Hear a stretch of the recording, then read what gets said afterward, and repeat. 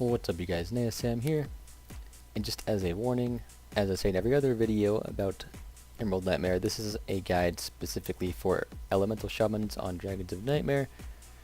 This is not going to be any kind of detail on like the strat or any other role aside from elemental shaman, so without further ado, let's get started. In an effort to kind of shorten these videos down a little bit, I'm going to be condensing the talent section since I felt like I was basically just repeating myself every time I went over the talents. If there are specific talents that could work in a fight but I'm not using at the time, I'll be going over those after just like the general build. But instead of going tier to tier, I'm just going to be showing you the entire build. So, add your 15 talent, you want to be using Totem Mastery, 30 talent Gust of Wind, 45 talent Lightning Surge Totem, Ancestral Swiftness, Primal Elementalist, Elemental Mastery, and Lightning Rod. So if your group is particularly bad at soaking flowers, you could use Aftershock because you're going to be putting down a lot more Earthquakes. But honestly, Elemental Mastery also benefits Earthquake just because of the way it scales with haste. And if you get that many flowers, there's a very low chance you're going to be killing the boss in the first place. And there's also the possibility of, if you're in Portal group, which is a mythic only thing, that Ice Fury could be better if you're having trouble killing the mob in there, because you'll always have a decent little burst of damage for it. Something that Primal Elementalist will not always be up for, and actually will be up for only once or twice. So if you particularly need like somewhat frequent burst, Ice Fury is probably the way to go. But in general, Primal Elementalist. So for context, the way my guild does this is for the first 3 stacks of whatever the debuff is called that the dragons give you for being in a certain radius, we keep both dragons right in the middle, we pop hero, and we just burn them as much as we can, and then we split into 2 groups, taking dragons to the opposite side of the room after 3 stacks. There's also the Portal group with 5 people in it, and all the ranged and melee that are not in the Portal group are on the separate sides or whatever. We have the 2 groups. And ideally you'll be spread about 8 yards to avoid the whole root thing getting 2 people at once. Because if the healer has to do more dispels, that's less mana. Especially a mass dispel if you get more than 2. And if you don't have Shadow Priest, then you could just completely your healer immediately. So there are quite a few tips I have for this boss. So for one thing, if you're not aware, being near the little nightmare horrors or whatever they're called that the flowers spawn if they're not soaked, give you a debuff that makes you do much less damage.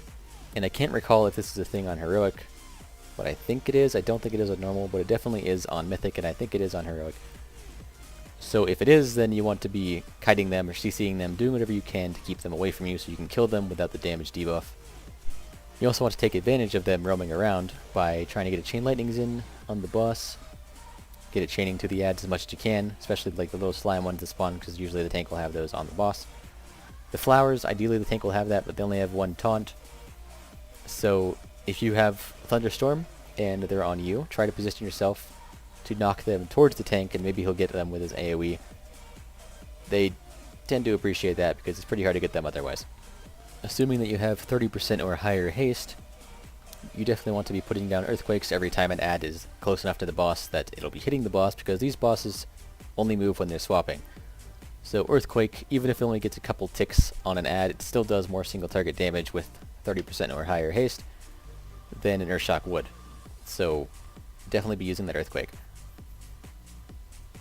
Another thing is that Shades of Terrar come out, when Shades of Terrar come out, you want to use your Stormkeeper right then, so you want to save it.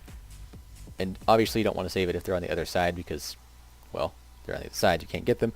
But when Shades of Terrar are coming on your side, you want to have Stormkeeper up and ready for it for the 3 targets, and also be dropping Earthquakes on that as well.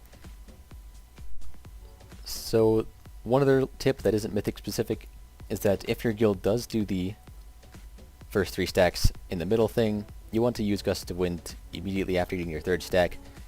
Get out of the middle as fast as you possibly can, especially on Mythic actually, because on Mythic the range is much larger, and if you get a 4th stack, when everyone else is swapping, you're probably going to get stunned, unless you stand way in the corner doing no damage. So you definitely want to be using any movement speed you have to get out of there immediately.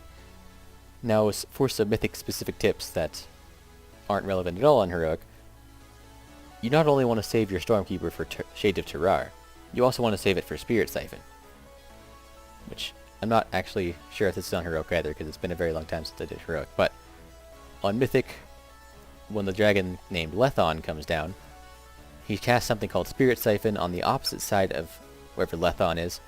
All the players over there will be getting their Spirit Siphoned, which spawns Spirit Shades. They have like 5 million health, 10 million health or something, and they just slowly walk towards Lethan.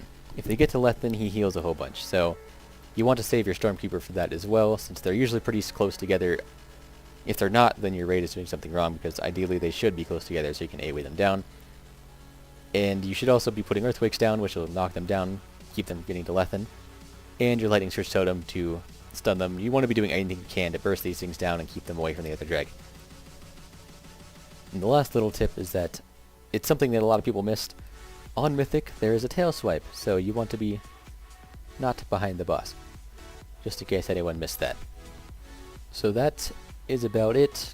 Hopefully this new format that I'm doing for the talents allows me to get these out a little quicker, because most of my time was spent writing out and figuring out all the different, like, what talent could be used here, why, and all that other stuff, when I feel like most people just kind of wanted to know what should I talent when I go into this boss.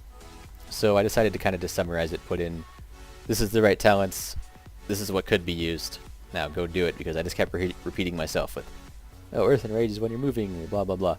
So hopefully that's a little better. If you have any problems with it or prefer one or the other, let me know in the comments.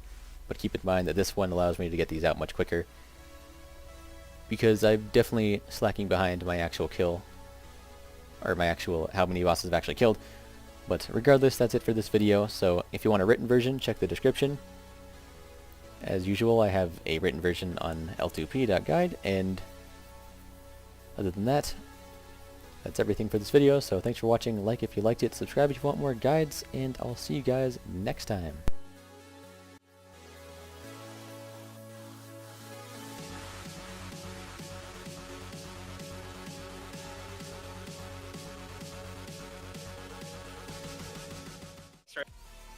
I got this. Need to move out.